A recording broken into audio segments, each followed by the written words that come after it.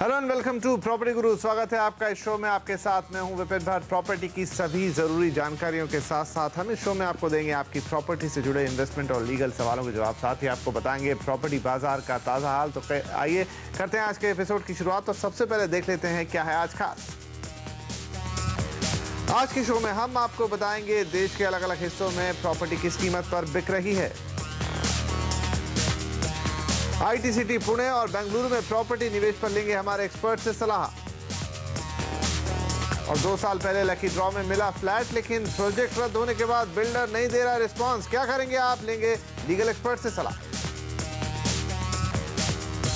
तो आइए आज के शो की शुरुआत करते हैं प्रॉपर्टी निवेश से जुड़े आपके सवालों के साथ। और इस पर सलाह देने के लिए आज हमारे साथ स्टूडियो में मौजूद है कुशमन एंड वेकफील्ड के एग्जीक्यूटिव डायरेक्टर अरविंद नंदन। अरविंद जी, बहुत स्वागत है आपका प्रॉपर्टी गुरु में। तो आइए अरविंद जी के साथ हम सवाल जवाब का सिलसिला शुरू करते हैं। लेते हैं अपने पहले कॉलर को, जो कि ग्रेटर नोएडा से सुमित सलारिया साहब। सुमित जी, पूछिए अपना सवाल। सर हेलो जी पूछिए। सर, मैं ये जानना चाह रहा हूँ कि मैं नोएडा एक्सटेंशन में प्रॉपर्टी लेना फायदेमंद रहेगा या ग्रेटर नोएडा में? 25 से 30 लाख का बजट है नंदन साहब यहाँ पर। और नोएडा या ग्रेटर नोएडा, दोनों में से ऑप्शन में से कौन सा बेहतर होगा? नोएडा जो है इस समय काफ़ी महंगा हो चुका है। नोएडा देखा जाए तो आज से 20-22 साल पहले बसना शुरू हुआ था और अब अपने चरम पे आ चुका है। तो नोएडा में इस समय कीमतें जो हैं वो सस्ते सस्ते फ्लैट भी 45-50 लाख के आसपास पहुंच चुके हैं, जबकि ग्रेटर नोएडा इस समय बनना शुरू हुआ है। और ग्रेटर नोएडा में काफ़ी अच्छी संभावनाएं हैं। जैसा आपने कहा 7 से 8 साल आपका होराइजन है, तो 7 से 8 साल के हिसाब से आपको ग्रेटर नोएडा चुनना चाहिए। और शायद मुझसे थोड़ा कंफ्यूजन भी हो गया, उन्होंने ग्रेटर नोएडा नोएडा एक्सटेंशन की बात पूछी थी, तो ग्रेटर नोएडा के लिए आपने बता दिया। नोएडा एक्सटेंशन में एक बार अब जबकि दोबारा पर वहां पर प्रॉपर्टी का निर्माण शुरू हो गया है, प्लानिंग बोर्ड ने वहां पर इजाजत दे दी और कुछ जो इश्यूज थे वो सॉल्व होते हुए नजर आ रहे हैं, तो ये नोएडा एक्सटेंशन की जगह कैसी रहेगी? नोएडा एक्सटेंशन काफ़ी अच्छा है। जैसा कि हम जानते हैं नोएडा पहले बना, नोएडा एक्सटेंशन बाद में आया है। तो नोएडा एक्सटेंशन में कीमतें इस समय नोएडा से कम ज़रूर हैं, लेकिन अगर आप ग्रेटर नोएडा से तुलना करें तो ग्रेटर नोएडा में इस समय संभावनाएं ज़्यादा अच्छी हैं, क्योंकि वहाँ पे इन्हें कीमतें ज़्यादा वाजिब मिलेंगी और ऐसी कीमतें मिलेंगी जिन पर ये अप्रिसिएशन ले सकें आगे चल के। तो मैं कहूँगा एक्सटेंशन के मुकाबले भी आप ग्रेटर नोएडा को ज़्यादा नज़दीकी से देखें। आगे एक ईमेल आया हमारे पास पुणे से, रविंद्र सिंह साहब ने भेजा है। पूछना चाहते हैं कि वेव सिटी गाजियाबाद सेक्टर 5 में इन्होंने 240 स्क्वायर यार्ड का एक प्लॉट लिया है। 4-5 साल के बाद प्रॉपर्टी के भाव कितने बढ़ने की उम्मीद है, उस हिसाब से अपना होराइजन तय करना चाहते हैं। अरविंद जी, क्या सलाह होगी इनके लिए? गाजियाबाद दिल्ली के पूर्वी हिस्से में है और जैसे नोएडा और ग्रेटर नोएडा बने हैं उसी तरह गाजियाबाद भी बन के आया है। काफ़ी उसमें अच्छी संभावनाएं निकली हैं, प्रॉस्पेक्ट्स बहुत अच्छे हैं।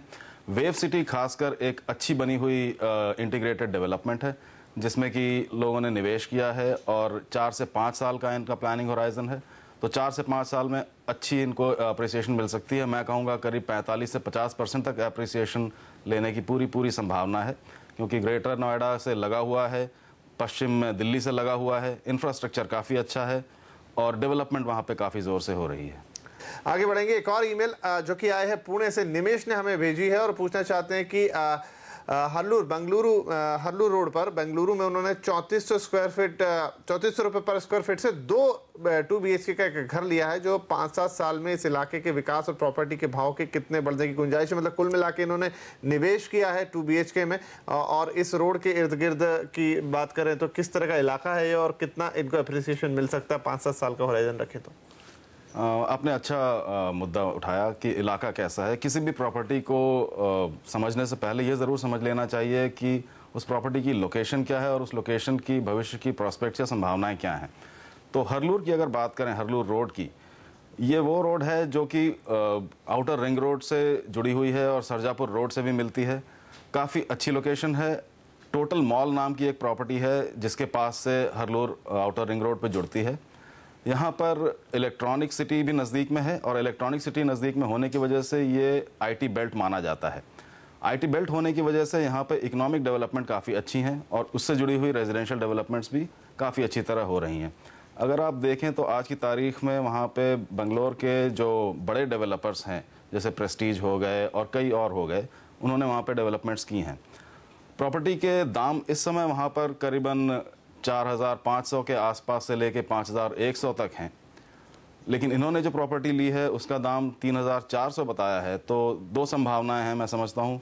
एक तो इन्होंने शायद प्रॉपर्टी काफ़ी पहले ली होगी, या फिर हो सकता है इन्होंने टॉप ग्रेड डेवलपर से न लेके किसी सेकंड ग्रेड डेवलपर से ली हो, जिसमें कोई बुराई नहीं है, जिसमें आपको अच्छी प्रॉपर्टीज मिल सकती हैं। एक अच्छी प्राइस पे आपने प्रॉपर्टी ली है तो मेरा ख्याल है आपको इसमें इन्वेस्टेड रहना चाहिए, निवेशित रहना चाहिए। और जहाँ तक एप्रिसिएशन की संभावना है, जो बड़े ब्रांड के डेवलपर्स हैं उनकी प्रॉपर्टी में काफ़ी अच्छी एप्रिसिएशन हो रही है। करीब लोगों ने 50% तक का कयास लगाया हुआ है। मैं कहूँगा आपकी प्रॉपर्टी में भी अगर आपने किसी टॉप ग्रेड डेवलपर से नहीं भी ली हो तो आप कम से कम 25 से 30% की आशा ज़रूर रखें। काफ़ी अच्छी लोकेशन है और संभावनाएं बहुत अच्छी हैं। इसी के साथ अब हम प्रॉपर्टी निवेश पे सवाल जवाब के सिलसिले को यहीं खत्म करेंगे। अरविंद जी, आपका बहुत शुक्रिया, आप आए और आपने हमारे दर्शकों के सवालों के जवाब दिए। लेकिन अगर आपके मन में भी प्रॉपर्टी इन्वेस्टमेंट से जुड़े सवाल हैं तो आप अपना नाम, पता और फ़ोन नंबर सहित हमें लिखें pg@moneycontrol.com पर। आगे देंगे आपकी प्रॉपर्टी से जुड़े लीगल सवालों के जवाब लीगल एक्सपर्ट उदय वावीकर के साथ। लेकिन आइए उससे पहले देख लेते हैं कि देश भर में प्रॉपर्टी किस कीमत पर बिक रही है।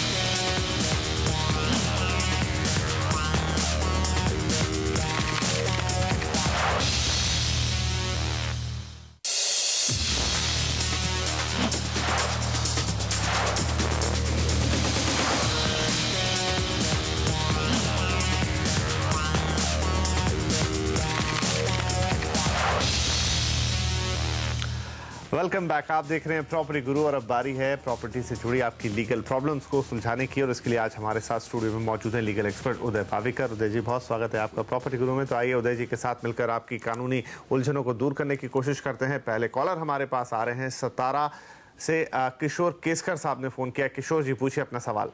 हाँ, नमस्कार सर। मेरा क्वेश्चन था, हमने 2007 में फ्लैट लिया था 1 BHK जी। तो उस समय स्टैम्प ड्यूटी भरी थी, एग्रीमेंट रजिस्टर सर्टिफिकेट किया था उस समय जी जी।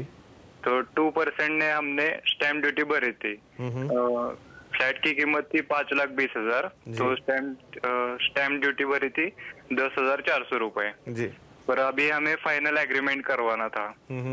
बिल्डर ने कहा कि 1 साल में फ्लैट पूरा हो जाएगा, लेकिन हुई नहीं बिल्डिंग तभी तक। जी जी। तो पोजीशन अभी हमें मिला है, राइट। तो अभी हमें फाइनल एग्रीमेंट करना है, तो स्टैम्प ड्यूटी वाले करे कि 5% से आपको भरनी पड़ेगी 5%। आपकी इस उलझन को सुलझाते हैं उदय जी, इनके लिए क्या सलाह होगी?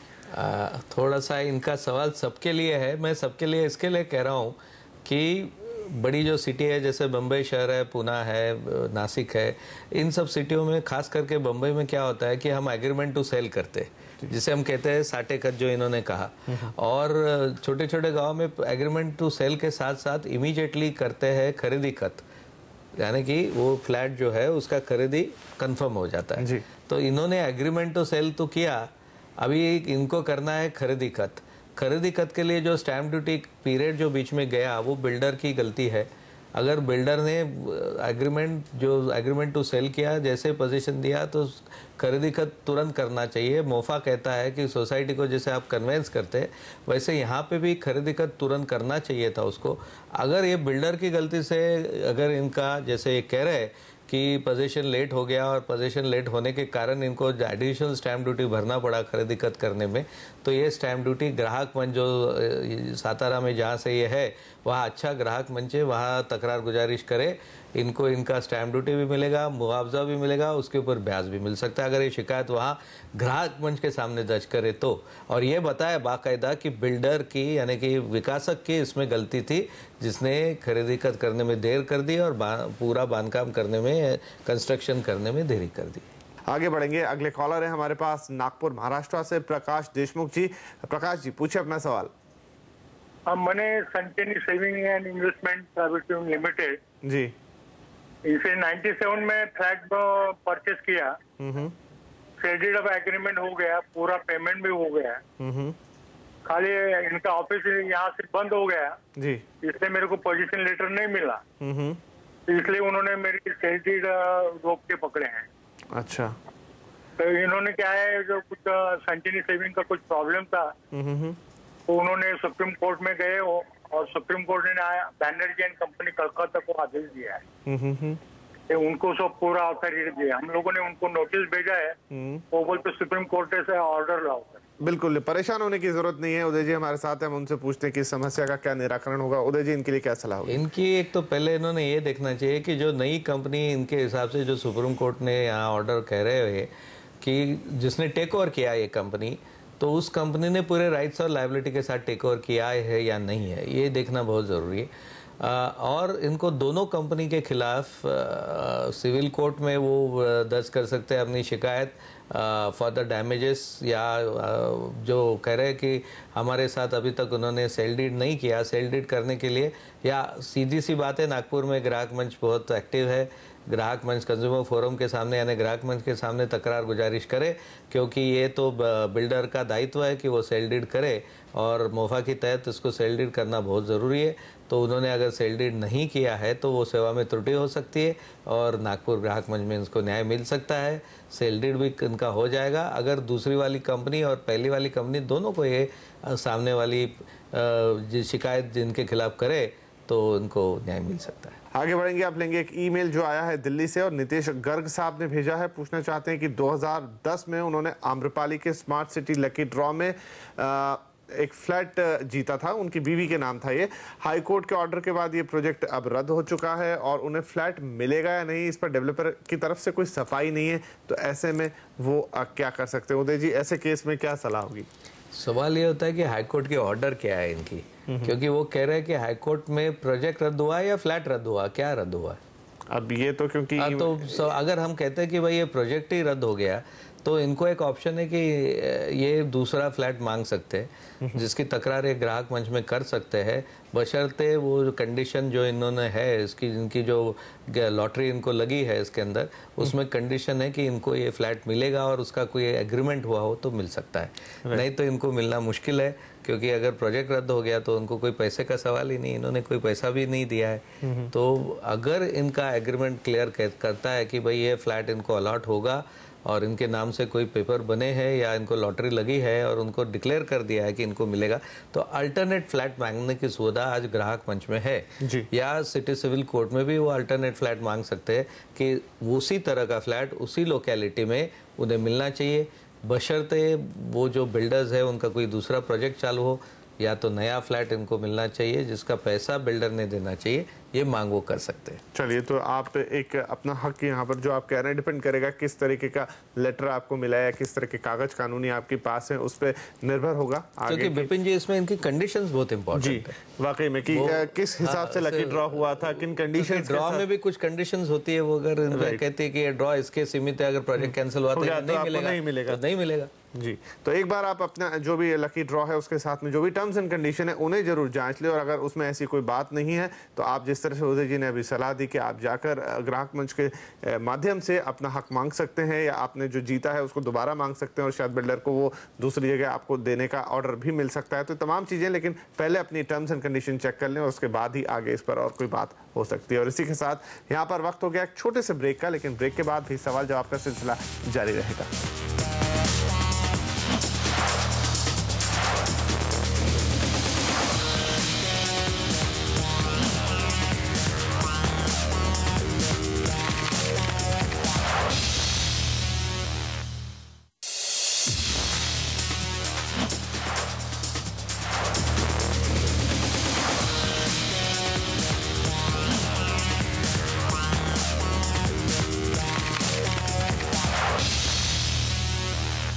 Welcome back. आप देख रहे हैं प्रॉपर्टी गुरु और आपकी उलझनों को सुलझाने के लिए हमारे साथ बने हुए हैं लीगल एक्सपर्ट उदय वाविकर, जहां पर हम आपकी लीगल जो प्रॉब्लम्स हैं आपकी प्रॉपर्टी से जुड़ी उन पर सलाह दे रहे हैं। अब हमारे पास अगले कॉलर आ रहे हैं दिल्ली से, उदय प्रसाद जी। उदय जी, पूछिए अपना सवाल। नमस्ते सर। नमस्कार सर, एक्चुअली मैंने एक फ्लैट बुक किया था दिल्ली में ही जी, और एग्रीमेंट भी बना हुआ है। 5 लाख मैंने एडवांस दिया था जी बिल्डर को, और बिल्डर बोला था एग्रीमेंट पे भी कि लोन वो करवाएगा, लेकिन लोन नहीं करवाया जी। और मैं ऑफिस में दौड़ता रहा, बोलता था आप हो जाएगा, ये कुछ दिक्कत आ रही है बैंक में, ये कुछ गोली दे रहा। बाद में 1 महीने बाद जब मैं फ्लैट देखने गया तो उसमें कोई और रह रहा था। अच्छा। मैंने पूछा जी ये तो मैंने बुक किया है ये फ्लैट। तो उसने रिप्लाई दिया कि ये जो बिल्डर आप बता रहे हैं उसके नाम पे है ही नहीं। अच्छा। अब उसके बाद मैं बिल्डर के बात किया जी मैं FIR करूंगा, आप मेरा पैसा वापिस करो, आप मेरे साथ फ्रॉडिंग की हो। तो उसने बोलता है आप एफिडेविट साइन करो, आप अपना चेक लो। तो मेरे को 5 लाख का चेक दे देता है, 1-1 लाख का चेक दिया 5 जी, और वो 5 चेक बाउंस हो गए। अच्छा। एफिडेविट साइन करवाने के बाद दिया। अच्छा। चलिए, तो यहाँ पर हम आपकी प्रॉब्लम को मोटे तौर पे समझ पा रहे हैं, लेकिन उदय जी से यहाँ जानने की कोशिश करेंगे कि अब इसका क्या हल हो सकता है। जिस तरह से बिल्डर ने आपको बिल्कुल एक जाल में फंसा दिया, उदय जी क्या सलाह होगी इनके लिए? इन्होंने तो पहली चीज़ ये कर दी है कि इन्होंने रिफंड एक्सेप्ट कर लिया है उनसे, और 1 लाख रुपया इनको मिल गया है, बाकी का पैसा उन्होंने चेक बाउंस कर दिया। जहाँ तक मुझे पता है इनका जो चेक है ये अगस्त में, लास्ट अगस्त में बाउंस हो गया है। अभी 130 इन्होंने पूछा कि मैं 138 के अंदर क्रिमिनल कंप्लेंट कर सकता हूँ क्या? वो कर सकते हैं, मगर लेट हो गया इनको, क्योंकि 138 में 1 महीने के अंदर तकरार गुजारिश करना चाहिए, क्रिमिनल कंप्लेंट फाइल करनी चाहिए। ये कंडोनेशन ऑफ डिले जिसे हम करते हैं कि भाई हमारा जो देर हो गई उसके लिए कोर्ट से माफ़ी मांग के वो कर सकते हैं 138, या तो ये रिकवरी सूट भी फाइल कर सकते हैं सिविल कोर्ट में, और रिकवरी सूट उनको पैसा मिल सकता है। और थर्ड है कि ग्राहक मंच में भी ये जा सकते हैं बशर्ते इनका फ्लैट का एग्रीमेंट रजिस्टर्ड हो। आगे बढ़ेंगे, अगले कॉलर हमारे पास आ रहे हैं द्वारका से। सचिन चौधरी साहब ने फोन किया। सचिन जी पूछिए अपना सवाल। सर मैं सचिन चौधरी बोल रहा हूँ दिल्ली से जी। सर मैंने रिसेल में एक फ्लैट लिया था, द्वारका एक्सप्रेस पे काफी प्रोजेक्ट चल रहे हैं यहाँ पे गुड़गांव में। जी जी। तो मैंने रिसेल में एक सेलर से फ्लैट लिया था जिसकी कॉस्ट थी अराउंड 50 लाख, और 8 लाख में पेड कर चुका हूँ। ठीक है जी जी। 37 lakh is approved by bank home loan. ठीक है। और अभी बिल्डर पिछले 4 महीने से बोल रहा है कि I will not allow transfer, वो ट्रांसफर ही नहीं कर रहा है होम लोन केस में। अच्छा। तो अभी मैं ऐसा फंस गया हूँ कि ना तो मेरे ट्रांसफर हो रहा है, ना तो मेरे पैसे वापस मिल रहे हैं, और 4 मंथ्स इज गॉन। अभी जी आपकी मदद करने की कोशिश करते हैं यहाँ पे। उदय जी इनके लिए क्या सलाह? आपको सिटी सिविल कोर्ट में जाना पड़ेगा, और सिटी सिविल में स्पेसिफिक परफॉर्मेंस आपको मांगनी पड़ेगी कि दोनों पार्टी से आपको NOC मिलनी चाहिए और बैंक के लोन के लिए सुविधा होनी चाहिए। क्योंकि जहाँ तक सवाल उठता है कानूनी कि बिल्डर के लिए कोई ऐसा नहीं है कि लोन के लिए वो NOC दे, मगर अगर आप कह रहे हैं कि उसका NOC आवश्यक है बैंकों के, आज प्रॉपर्टी का कन्वेंस नहीं हुआ है, तो बिल्कुल आपको सिटी सिविल में स्पेसिफिक रिलीफ के अंदर केस दर्ज कराना पड़ेगा। बिल्डर को डायरेक्शन लेने पड़ेगी कि NOC वो दे दे, क्योंकि और दूसरा आप ग्राहक मंच में भी जा सकते हैं, मगर यहाँ पे आप ग्राहक नहीं बनते। इसके लिए मैं कहूँगा कि ग्राहक मंच से अच्छा आप सिटी सिविल में जाइए, इंटरिम रिलीफ लाइए, अंतरिम आदेश स्पेसिफिक रिलीफ के अंदर आप कर सकते हैं। और आगे बढ़ेंगे, आगे है हमारे पास एक ईमेल जो भेजा है नमन जैन साहब ने गाजियाबाद से, और वो पूछना चाहते हैं कि अब नमन जैन साहब खुद फोन लाइन पर भी मौजूद है।